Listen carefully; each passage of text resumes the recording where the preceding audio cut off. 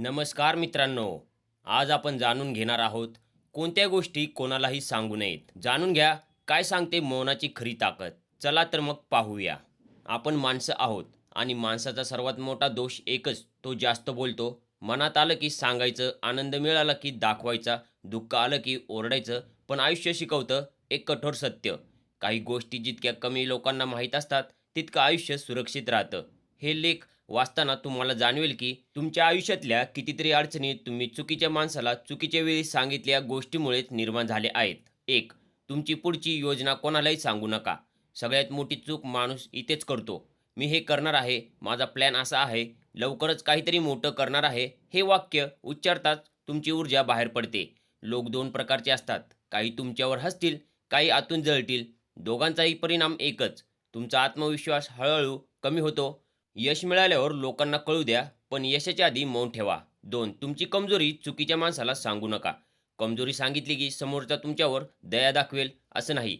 बऱ्याच वेळा तोच माणूस भांडतात, वादात, संधी मिळाल्यावर तीच कमजोरी तुमच्या विरोधात वापरेल. आज तोच ऐकतोय, उद्या तोच टोचेल. म्हणून लक्षात ठेवा, प्रत्येक ऐकणारा आपला नसतो. 3. घरातील वाद बाहेर सांगू नका. घरातील भांडणं, नवरा बायकोचे वाद, सासू सून प्रश्न हे बाहेर सांगितले की बाहेरचा माणूस न्याय देत नाही, तो फक्त मत देतो. आज तोच तुमचं ऐकेल, उद्या तोच दुसऱ्याला सांगेल.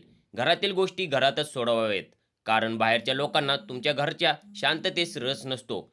त्यांना फक्त मजा हवा असते. 4. तुमचं दुःख सगळ्यांना सांगू नका. दुःख सांगितलं की सगळे सहानुभूती देतील असं नाही. काही लोक ऐकतील, काही कंटाळतील, काहींना आतून आनंदही होईल. दुःख सगळ्यांना सांगणं म्हणजे स्वतःची किंमत कमी करणं. दुःख सांगायचं असेल तर फक्त त्या माणसाला सांगा जो तुमच्यासोबत उभा राहतो. बाकी सगळे फक्त प्रेक्षक असतात. 5.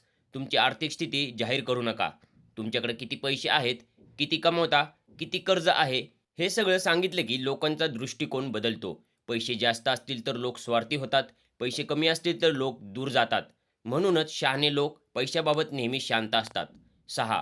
तुमचं भूतकाळ सगळ्यांसमोर उघडं करू नका. तुमचं भूतकाळ तुमचं होतं, पण लोक त्याचा वापर तुम्हाला आज कमी लेखण्यासाठी करतात. तुम्ही बदलतात, तुम्ही पुढे गेलात हे लोकांना सहन होत नाही. म्हणूनच ज्यांना तुमचं भविष्य कळण्याची गरज नाही, त्यांना भूतकाळ सांगण्याचीही गरज नाही. 7. प्रत्येकाला सल्ला देऊ नका आणि सगळ्यांचा सल्ला घेऊ नका. जास्त बोलणारा माणूस शहाणा नसतो, तर शांत ऐकणारा माणूस शहाणा असतो. लोक सल्ला देतात कारण त्यांना बोलायचं असतं, मदत करायची असतेच असं नाही. तुमच्या आयुष्याचा निर्णय तुम्हालाच घ्यायचा आहे. बाकी सगळे फक्त मत देतात. 8. तुमचं आत्मसन्मान कोणालाही तारण ठेवू नका. लोकांना खुश ठेवण्यासाठी स्वतःला कमी लेखू नका. सगळ्यांना सांगत बसू नका की तुम्ही किती चांगले आहात. जो माणूस स्वतःची किंमत ओळखतो तो शांत असतो आणि जो शांत असतो त्याच्याबद्दल लोक आपोआप विचार करतात.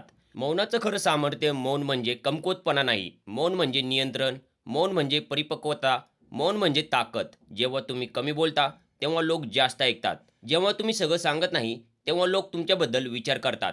कटू सत्य, जगात सगळ्यात सुरक्षित माणूस तोच असतो जो काय बोलायचं आणि काय लपवायचं हे जाणतो. जर हा लेख तुम्हाला थोडाही विचार करायला लावला असेल तर समजा तो तुमच्यासाठी लिहिला गेला आहे.